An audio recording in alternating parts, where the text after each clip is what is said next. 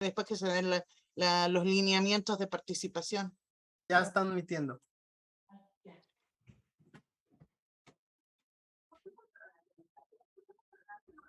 Sí. Yo no, a verdad que yo no puedo admitir a nadie. Listo. Me tienen prohibido. Listo, doctora. Buenos días. Good morning. Empezaremos pidiéndole a Jesús o a Jorge que nos digan cómo va a funcionar las medidas de seguridad de este seminario. Por favor, adelante. Buenos días a todos. Por cuestiones de seguridad, estamos cerrando micrófonos y video. Welcome everybody.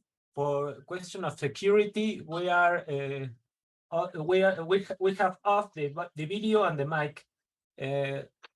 Bueno, hola a todos. Estamos iniciando el seminario. Le vamos a dar la palabra. Después de esta introducción y la presentación del doctor Toporowski, podemos intentar darles la palabra para que tengan, puedan hacer sus preguntas. Everyone, after the presentation of Dr. Toporowski, we can allow you to speak if you want to make your questions to him. Doctora Noemi, por favor. Ok, buenos días a todos. Es un gusto juntarnos nuevamente, aunque ya no estamos en la parte alta de la pandemia, hemos decidido hacerlo por esta vía.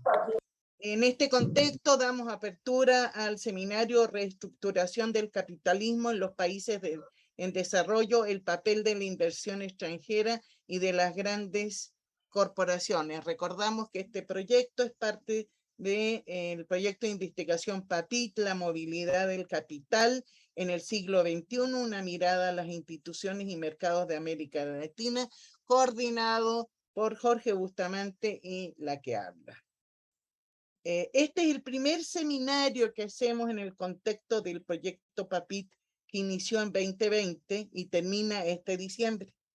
Estamos contentos de que a pesar de todos los problemas sanitarios y económicos del mundo, nos hemos podido reunir, al menos virtualmente, esperando que los próximos eventos sean presenciales. Y decirles que ha sido arduo el trabajo, no siempre fácil. Entre los trabajos que publicamos en este periodo está Capital Movement and Conferencia en Latinoamérica de Edward Edgar, coordinado por Jorge Bustamante, la que habla Luis Felipe Rochón, y al final de este seminario les mostraremos el nuevo libro que sacamos, Movimientos de Capital y Crisis Sistémicas, Alternativas de Crecimiento, una mirada a América Latina. Permítanme nada más dar la bienvenida en inglés para que siga Jorge.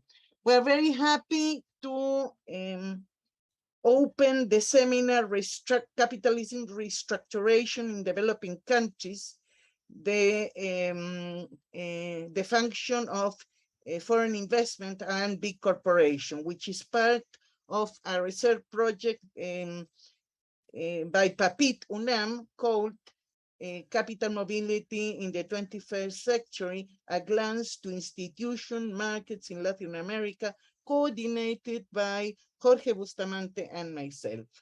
Let me say that this is the first seminar of this project, which started in 2020 and finishes this December.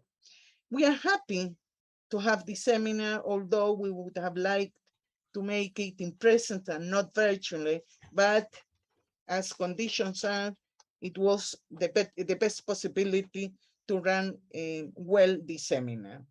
We want to acknowledge that this period, although was hard, was difficult with the confinement and all the economic crisis, but we have been able to manage to work quite hard, and we have at least 2 books published in this period, so which we will show at the end of the seminar.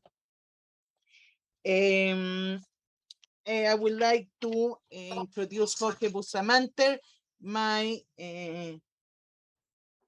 corresponsable of the project, and he wants to say, or he wants to address with a few words. Ahead, please, Jorge. Thank you, everyone, again for being here with us today in this seminar.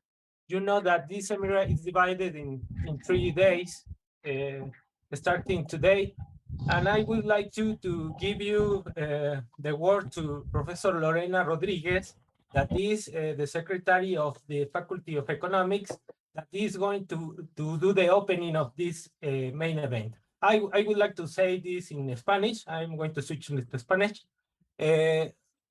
Buenos días a todos, muchas gracias por estar aquí. Como sabrán, el evento se divide en 3 días, empezando desde hoy. Y sin más, me gustaría darle la palabra a la profesora Lorena Rodríguez, quien es nuestra secretaria de la Facultad de Economía. Muchas gracias. Profesora Lorena tiene el micrófono. Muchas gracias, Jorge. Muy buenos días a todas y a todos. A nombre de la Facultad de Economía les damos la más cordial bienvenida a la sesión inaugural del Seminario Reestructuración del Capitalismo en los países en desarrollo, el papel de la inversión extranjera y de las grandes corporaciones. Quiero agradecer y reconocer el gran trabajo de la coordinadora del proyecto que da vida a este seminario, a la doctora Noemi Levy, y al coordinador, el doctor Jorge Bustamante, a quienes saludo con el afecto de siempre. Muchas gracias a ambos por la invitación a inaugurar este seminario. De manera muy especial, muchas gracias por hacer posible estos espacios de intercambio académico tan provechosos y necesarios para la comunidad, no solo de la Facultad de Economía, sino para todas aquellas personas que están interesadas en el tema y para quienes los seminarios y presentaciones en el marco del proyecto PAPIT que coordinan se han convertido en un referente obligado. Bajo las duras circunstancias en las que tuvimos que seguir desarrollando nuestras actividades académicas y como ya lo refería la doctora Levy, en el marco de esta emergencia sanitaria, es admirable la voluntad y la capacidad para organizar estos encuentros. Todavía hoy nos reunimos de manera virtual, pero esperamos que la próxima actividad, como ya se decía, podamos encontrarnos de manera directa para poder recuperar las ventajas que solo la presencialidad nos ofrece.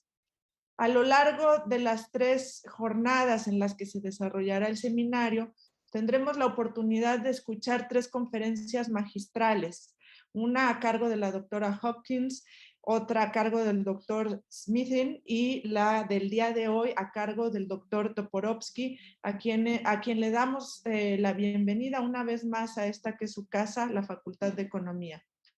El día de hoy iniciaremos con esa presentación y también tendremos a lo largo de las 6 mesas programadas la participación de expertas y expertos en la materia, entre los que se encuentran destacados y destacadas apreciadas colegas que con sus intervenciones de diferentes enfoques y con miradas y aportes novedosos enriquecerán este espacio de diálogo en el que estoy segura el intercambio será muy fructífero. Finalmente, el seminario va a concluir con la presentación del libro Movimiento de Capitales, Crisis Sistémicas y Alternativas de Crecimiento, una mirada a América Latina. Este programa, como podemos ver tan completo, nos ofrece la oportunidad de continuar tejiendo redes de intercambio académico tan necesarias como útiles en estos tiempos, en los que los retos que enfrenta la economía internacional y la de los países en desarrollo en particular no son menores. Sin más, y siendo las 10:09 de la mañana, damos por inaugurados los trabajos del seminario Reestructuración del Capitalismo en los Países en Desarrollo, el papel de la inversión extranjera y de las grandes corporaciones. Muchas gracias, bienvenidas y bienvenidos. Gracias, profesora Lorena. Ahora, bueno, sin más, le daré la palabra a la doctora Noemi para que nos haga favor de moderar a nuestro invitado especial.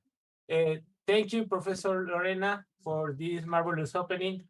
I would like to give you the word to Professor Noemi that is going to operate as moderator of Jan Toporowski. Professor Noemi, you have the word. Okay, since we announced that at 10:15 the opening section will start, how about putting the program on the screen to explain a bit how it will operate? Como tenemos un poquito de tiempo, 5 minutos para, ¿cómo se llama? Para empezar la primera conferencia magistral, le he pedido que pongan el programa del seminario para explicar un poquito. También quisiera señalar que vamos a tener certificados para la participación de la gente en 80%. Me comenta el doctor Bustamante y el maestro Jesús que hay una forma automática que se registra la participación de cada una. Otro aviso, Dr. Smithin is telling me that he's under the name of INE. If we can show him, because he would like to say hello. Si pueden ver ahí, está con Omega. It's Happy, sorry. Si le pueden dar un poquito apertura, por favor, al Dr. Smithin. Bueno, ¿cuál va a ser la estructura del seminario? Hoy día vamos a tener una conferencia magistral del doctor Toporowski. Vamos a seguir, si lo puedes bajar un poquito, con 2 mesas, corporaciones e inestabilidad financiera, donde tendremos una ponencia de nuestros compañeros y amigos de Argentina, tendremos una ponencia de nuestros compañeros de Colombia y una de México, y es sobre corporaciones e inestabilidad financiera. La segunda mesa es políticas económicas y gran capital, donde esperamos tener a los doctores Matarí Pierre del Instituto de Investigaciones Sociales y a Roberto Valencia y Juan Carlos Márquez, compañeros de nuestra facultad. Con el tema, espérame, no te me vayas tan para arriba, con el tema de inversiones corporativas y optimización fiscal. Dame chance un poquito para decir esto en inglés muy rápido. Today we'll have the keynote given by Professor Jan Toporowski. Then we have the first table, Corporation and Financial Stability. It will be in Spanish, and it will participate our colleagues and friends for Argentina, Colombia, and Mexico with the discussing corporation and financial instability. The second table will be corporate investment and fiscal optimization, the place of developing countries. It will be presented by one colleague of the faculty and one colleague from the Instituto de Investigaciones Sociales UNAM.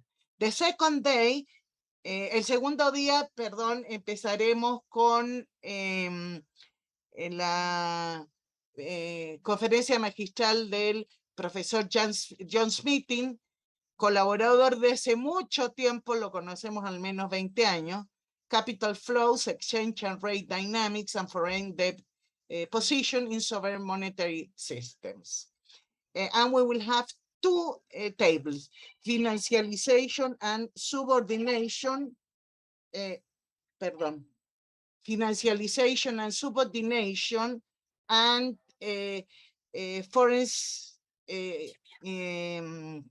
inversión extranjera, FDIs and industrialization. En la segundo día tendremos 2 planteamientos, tendremos uno que es de la conferencia magistral del profesor Smithin y estas 2 mesas que están viendo ustedes en la pantalla. El último día estará presente la profesora Penelope Hawkins de UNCTAD con el tema Reestructuración del Capitalismo en Países en Desarrollo, el papel de la inversión extranjera, las grandes corporaciones y la deuda soberana. Ahí tendremos también 2 mesas, inversión extranjera en países en desarrollo, y la última mesa va a ser, si me bajas un poquito, Jorge, de favor, es el sistema financiero, banca y rentabilidad. So in the last session, we have Penelope Hawkins from UNCTAD, and these are the two tables that we just saw in the screen. I wonder if there are any questions, please make it through the chat. Si tienen alguna pregunta antes de ya dar por inicio el seminario, por favor por el chat. Y bueno, no puedo dejar de terminar esta primera intervención sin agradecer a la Facultad de Economía. Agradezco tremendamente la presencia de la maestra Lorena Rodríguez, sé que tiene mucho trabajo, pero se ha dado un espacio para acompañarlo. En este mismo sentido, quería agradecer a todo el equipo de cómputo de la Facultad y de la División de Estudios de Posgrado, particularmente a Jesús, que siempre está acompañándonos y viendo que las cosas estén bien, la maestra Alejandra Contreras, que ha sido muy amable en el apoyo de todas las cosas que hemos pedido, que hemos tenido que estar cambiando. Nada más permítanme esto decirlo en inglés para que se sepa. We want to thank the people of the economic faculty. We know that there's a lot of strain now in the faculty because classes have initiated in presence, so difficulties are big. And despite that, we have here Lorena Rodríguez with us, which is the General Secretary of the Economic Faculty. We also want to thank all the people that have helped and allowed that this seminar will happen. Ingeniero Jesús Garrido is our top helper in this seminar. Maestra Alejandra Contreras, which has helped us in all the designs of the seminar and all the required publicity that she has supported us. So we want to thank everyone, and perhaps with this we shall start with our seminar. I don't think there are no questions in the chat, so we start, I think, on time with Jan Toporowski lecture, the deconstruction of international financial capital. Before giving the word to Jan Toporowski, I would like only to say a few words of his biography. Empezaremos con la ponencia del profesor Jan Toporowski, la reconstrucción del sistema financiero internacional. Quisiera decir que el profesor Toporowski es un amigo y antiguo, un colaborador de hace mucho de nuestros proyectos, por lo menos puedo recordar desde 1900, desde 2000 más o menos en adelante, que ha estado constantemente visitando y presentando trabajos con nosotros. Es profesor de Economía y Finanzas del SOAS, School of Oriental and African Studies de la Universidad de Londres, y profesor de Economía y Finanzas de International University College de Turín. Sus áreas de análisis son teoría y política monetaria, finanzas, y quisiéramos decir que es uno de los estudiosos más importantes de la obra de Kalecki. No solo mira lo que dice Kalecki, sino también aporta mucho. Sus recientes publicaciones son 2 volúmenes maravillosos de la biografía de Michael Kalecki y tiene múltiples publicaciones en economía y finanzas. Antes de entrar al mundo académico, el doctor Toporowski trabajó en el área de finanzas en bancos internacionales y banca central. Es consultor permanente de Naciones Unidas, UNCTAD, y la Unidad de Análisis y Desarrollo de Naciones Unidas para África. Estudió Economía en Birkbeck College, Universidad de Londres y la Universidad de Birmingham, donde obtuvo su doctorado. I think, Jan, I've told a bit of your life history, very little, and I would like you to start with the seminar, hoping that we'll have a very good discussion. Please go ahead. Okay, well, can I thank you very much, both you and Dr. Bustamante, who is working with you in organizing these seminars. I really do want to emphasize that for me, it is a great privilege to be invited to address this seminar and indeed to address it was as it was a great privilege in the past to address seminars at UNAM. It is for me a very special intellectual opportunity, as you have noted. I have written quite extensively on Michael Kalecki, someone else who who visited Mexico and lectured in Mexico. And I think, for many people, Kalecki is someone who is history of economic thought and perhaps a little bit abstract.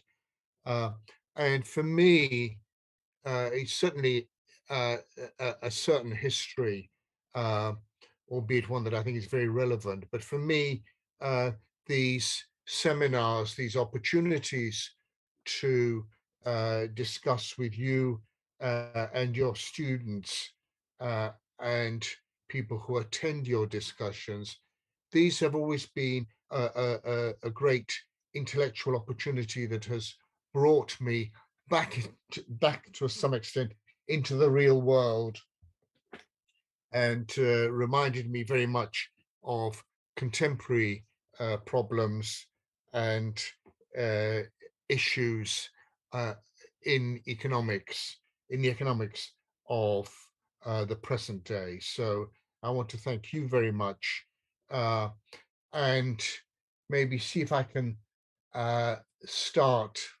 my seminar. Okay, start my slides. There we are. I have my slide up here. Can I presume everyone can see this? Yeah. Yes, it's okay. Yeah, that's fine. So what I'll be talking about is the real reconstruction of international finance capital. By this, I don't mean a kind of an intellectual reconstruction, working out new concepts which would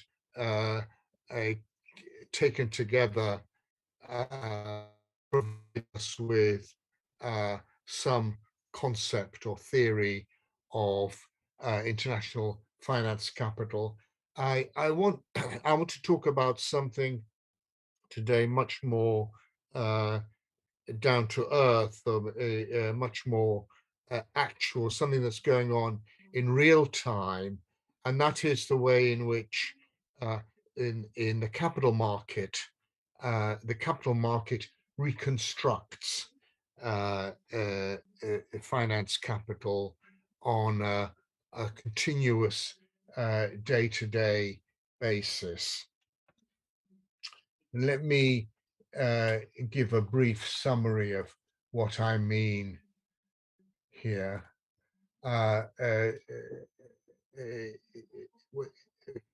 First of all, I want to emphasize that if we're thinking of financialization, if we're thinking of globalization, if we think of international money,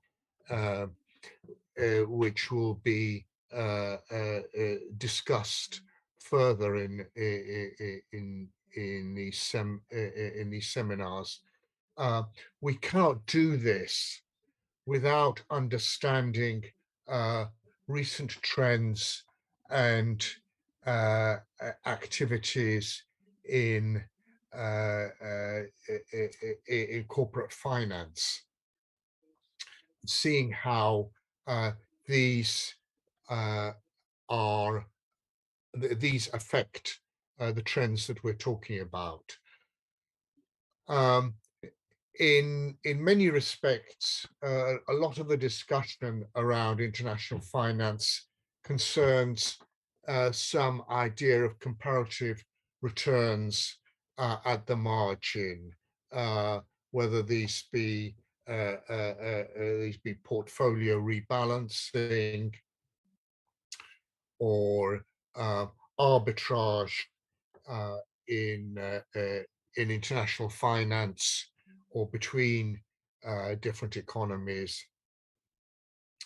And I want to contrast this with the particular view that I have of corporate finance, the way in which corporate finance with capital markets tends to overcapitalization of firms. In other words, dominant firms using excess capital or issuing excess capital as a way of liquidity management. You can find references to this in Keynes and in Kaletsky, and what this is doing is it's internalizing the capital market as a foundation for for capital market-based monopoly finance capital, and within that, I would argue that the 2008 crisis of capital market liquidity was overcome by the central banks combining together in quantitative easing, but in effect centralizing capital markets around the US markets, in particular with the rise of the dollar swaps markets. And this leads to a rise in portfolio FDI without there being any particular rise in fixed business investment. And if you think about the problem of the economic problems that continue to plague the major market economies, there has been a great deal of portfolio foreign direct investment activity, but much less fixed business investment. In fact, if you look at where the fixed business investment has been taking place, it's been really in China, countries like China and India, which are largely outside the system of international financial, free international financial flows. The recent theories, let me just contrast this, what I'm about to say, with the recent theories of international finance and money. We have in international finance and money an important discussion around the Chinese savings glut. This was a view put forward by Ben Bernanke, interestingly enough, criticized by Claudio Borio of the Bank for International Settlements, who says that there are not proper and interesting economic debates within the mainstream. But I think this is one of the key and more interesting economic debates. There are a lot of there's a lot of discussion, and there will reflected, I think, in some of the papers that you will be discussing later on financialization and globalization around the idea that national capital markets are being integrated internationally. There is this, for people who write about financialization, globalization, this is supposed to be giving rise to a new system and a new system characterized by these new trends and reflected to some extent in the labor markets, outsourcing and so on. There's always been a discussion on payment system going back to Bretton Woods, with periodically echoed in the Marxist literature around world money, in the discussion that John Smithin will be giving tomorrow about international money, and Hicks's argument about whether international money is at all necessary. Added to this more recently have been post-Keynesian theories of monetary hierarchy, which look at different monetary systems and argue that there's a hierarchy of liquidity in these. I want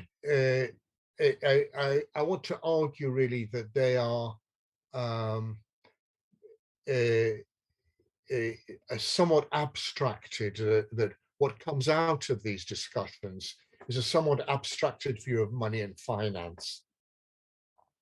It's based on intergovernment central bank payments and settlements. This is the fundamental process that was discussed at Bretton Woods, and all the subsequent discussions of Bretton Woods. It's the process that's discussed in the theories of monetary hierarchy. But if there is some idea behind this, it's an idea of household saving, the great Chinese savings glut, which I mentioned earlier. Or else it's looking at global trends of financialization, globalization, trends that actually, if you look at them a bit more carefully, you see that they really are less than global. I want to emphasize something that I've always said in my lectures on international money and finance. Most people in the world live in countries where their money is not easily convertible, where their financial markets are not globally integrated. And this hasn't changed.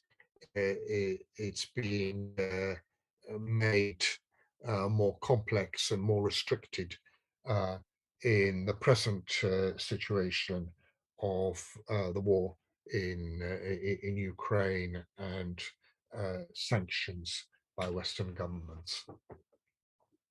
But my main point really is to say that a lot of these theories are really abstracted from capitalist systems of production and exchange. And these are systems in which the central element are the payments and settlements between capitalists and business firms. Settlements here I use in the sense in which this word was used in the period of the 1920s and the 1930s. You know, when the Bank for International Settlements was established, it was called the Bank for International Settlements because settlements at that time meant payments on debts. It was because of all the debt problems of the interwar period that the Bank for International Settlements was established in order to facilitate those payments. So settlements are something more than just paying for imports and exports.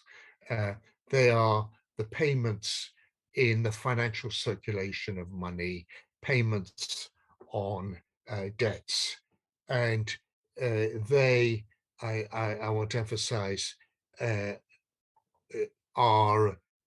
operate in a different way. If you, there's a hint at this in Keynes's treatise on money. There's a chapter that he has on the financial circulation of money. He calls it the financial circulation of money as opposed to the industrial circulation of money. Whereas we think of payments and circulation of money as between capitalist payments to workers and the capitalists obtain from sales revenue when the capitalists sell goods to workers or households. You know, this is currently the big discussion around inflation, that if wages don't go up, then workers will have less money, and therefore firms firms that sell goods to households and workers will, if those firms selling consumer goods will receive less money.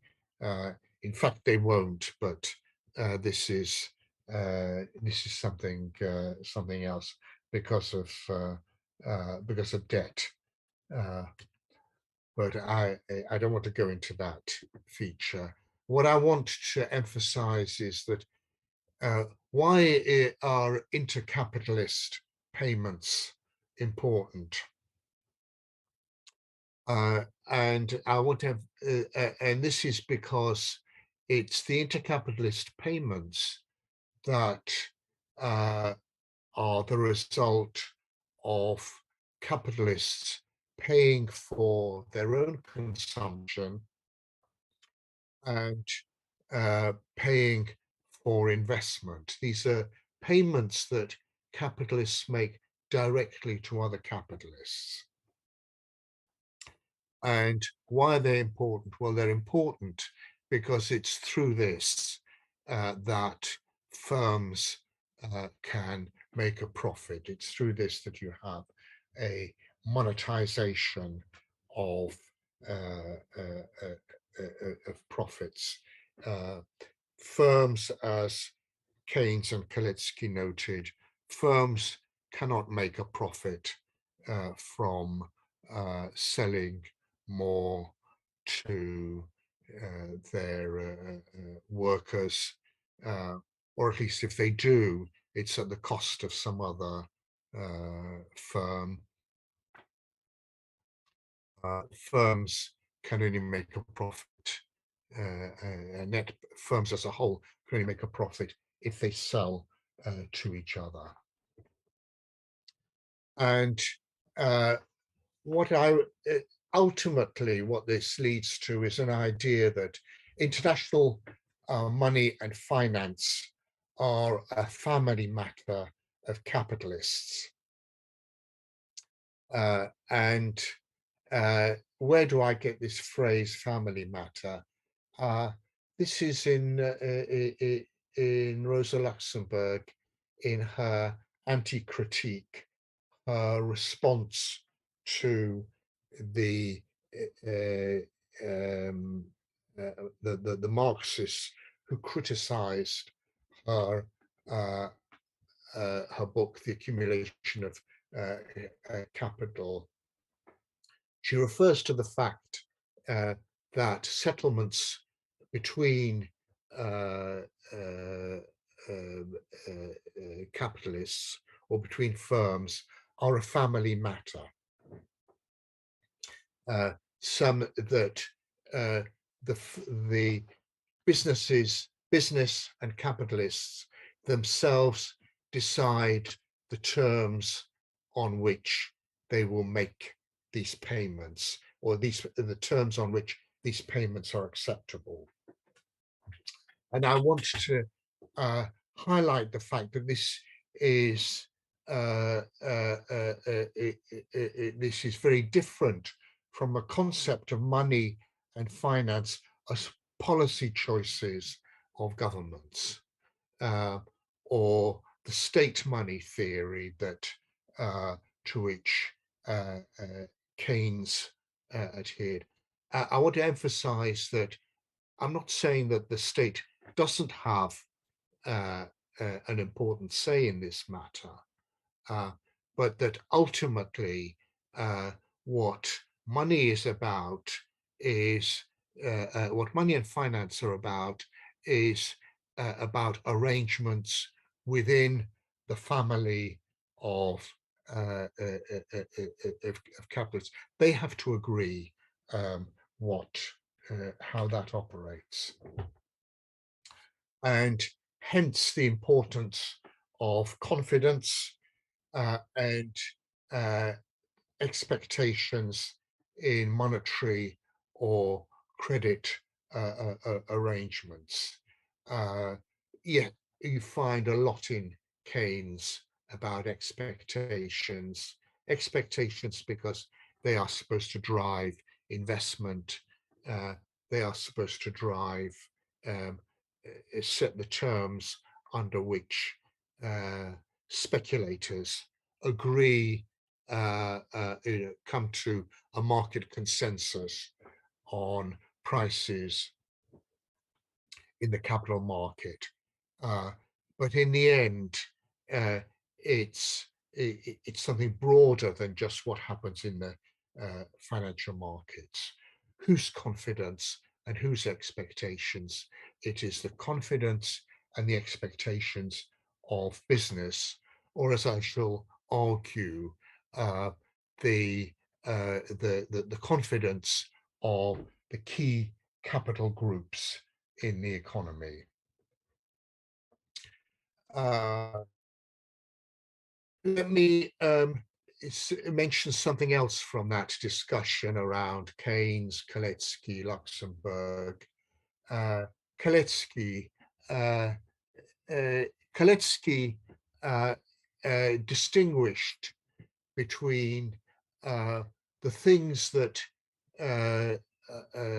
or the agenda that capitalists have together, that they agree together, and those things which capitalists don't agree together, but they do individually. And famously, Kalecki argued that capitalists do many things as a class, but the one thing they don't do as a class is they don't invest together. And he argued that if they did, they would do it as recommended by Tugan Baranowski.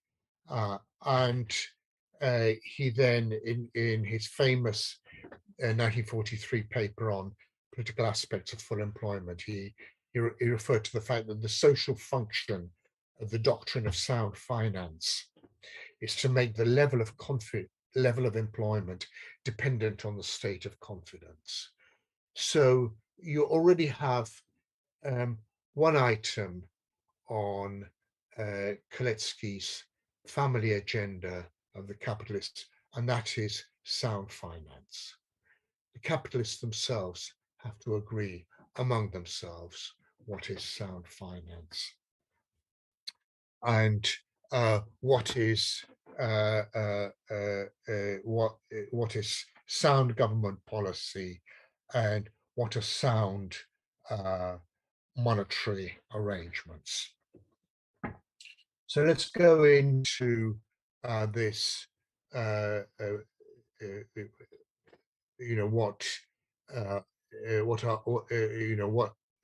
What happens in this capitalist family? Well, if you look at the business sector, you immediately see that it's not homogeneous, despite the tendency of many critics of capitalism to refer to capital as a collective, noun. Actually, the business in all countries is highly stratified. You have a small and a medium-sized business sector, which employs most of the private sector labor force in virtually all countries of the world. Most of the private sector labor force is employed by small or medium-sized businesses, and they are very often informally. They invest little. This is the sector that absorbs the unemployed if there isn't a welfare, proper system of welfare, and it's this sector, these businesses that really have the least say. They fall at the bottom of the business hierarchy. The large formal employers, the large national enterprises, have a much bigger say. And of course, the biggest say and the most important stratum are the multinational corporations. They are large formal employers of firms. If I say large formal, I'm overlooking, of course, that a lot of their activities may be contracted out. In general, I don't think that they are major employers, but they have a disproportionate say in determining this sound finance arrangements of the business sector. And then there are state enterprises that are large formal employers that are often viewed with suspicion by the rest of the business family. Why? Well, quite clearly because they represent a socialized sector of the economy. The promise of financialization, why financialization and financial development is considered to be so important, is really the expectation that with sufficient finance, smaller businesses will be able to increase employment and move up the business hierarchy. And if they do not do so, it's due to a lack of profitable markets, finance, or competitiveness. There is behind that is an assumption that the purpose of finance is production. And this has a long history of looking at, in economics. Economics is supposed to be the analysis and choice of comparative returns at the margin, at the capital margin, For example, I guess most commonly, the Vixelian comparison of the natural return on capital as opposed to the rate of interest, or the choice of techniques of production with different returns. But what I want to, what you find if you look at the operations of the financial markets, you find something different. You find that, for example, most capital issues are issues to replace debt or some kind of debt or some other financial obligation. As I once said many years ago, in an era of finance, finance mostly finances finance. It seems to be a kind of self-regarding. There's very little activity in the financial markets that's actually aimed not at refinancing, but at financing real capital, real productive activity. A huge amount of finance is to buy competitors and create a monopoly. That's fairly obvious. This has the advantage of matching financial liability. If you borrow money for this, you match your financial liability with a liquid asset, because if you buy a competitor, you can always sell the company again. So the quickest route to profit is very often to buy a company and resell at a profit. In other words, firms making money through what Keynes called speculation.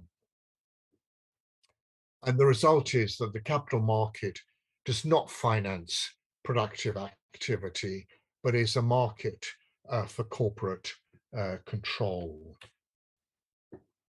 And financial development is not really the transition from self-financing to capital market financing as tended to be regarded in the 19th century, in the early discussion about finance.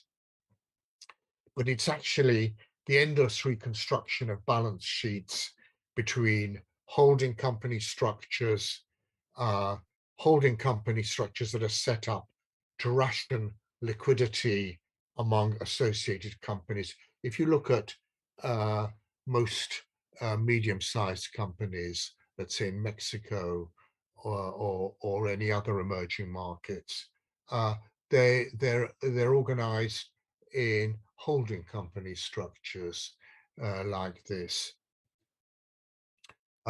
very often with a treasury function somewhere there as a bank. If you look at how this operates in a financially advanced economy like the United States, it's really through overcapitalized corporations buying and selling subsidiaries. I mean, this is how multinational companies operate. For that matter, the latest incarnation of this is private equity. This is how private equity works. And the way in which this is transforming the developing countries and emerging markets is not through saving or even the establishment of financial institutions, but it's really through foreign direct investment. And if we have a look at foreign direct investment inflows,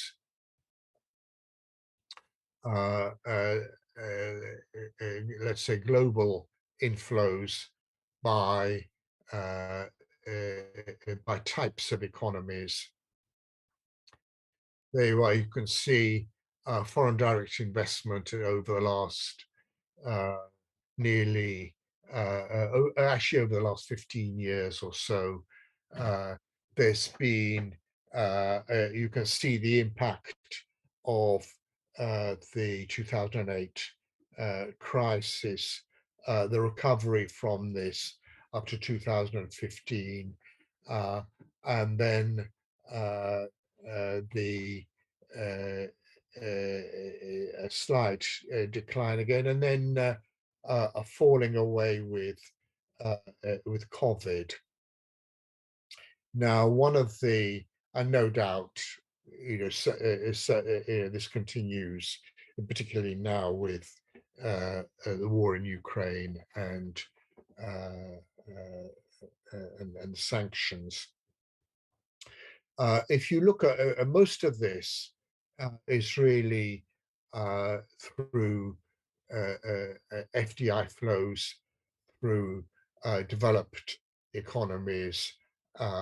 Developing economies appear at times to have an equal part, but I think this is deceptive. This is really because a lot of tax havens are classified as developing countries, and it's not, this isn't really the case that with that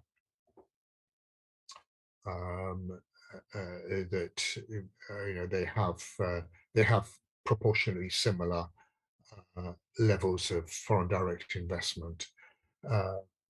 There's somewhere at the bottom there are the transition economies. Yes, well, that's also falling victim to the war in. Look at the where these FDI flows are concentrated. Really concentrated on middle income countries, but overall have been stagnating at approximately around 260 billion dollars in 2021. The interesting thing is that if you look at the breakdown of a portfolio investment, and I unfortunately I couldn't find you a nice graph to show it, but I can tell you how it goes. If you put countries if you order them in accordance with starting with the countries with least portfolio investment in FDI up to the ones that have most portfolio investment in FDI, you will find that you're ordering the countries almost exactly in terms of development status. The least developed countries have the least share of portfolio investment, and the highest share are really the financially advanced countries, the OECD countries. And what I want to argue is that this portfolio investment or mergers and acquisitions really internalizing the capital markets. Internalizing the capital market. What we think of the capital market as being the market in which you can buy and sell capital control through a stock market. It's really just the formal market, the external market. If you examine holding companies and the way in which multinational companies operate, you find that they also operate within themselves an internal capital market, and this is allows capital markets to restructure their balance sheets. It allows them to raise capital in excess of their the external market is really only needed to raise capital in excess of their production needs in order to operate in this market for capital control. In the developing countries and emerging markets, these key capital groups are the multinational companies with an existing monopoly in the developing country, or with some kind of a political connections, because in developing countries you find that the market for corporate control is highly politicized. You find a much more liquid market in corporate control in the global financial centers, in the advanced, in the financially advanced countries in New York, London, Paris, Frankfurt, Tokyo, and so on. So my conclusion is that I don't think that you can understand international finance if it's abstracted from this hierarchy of the self-employed or the corporate capitalists.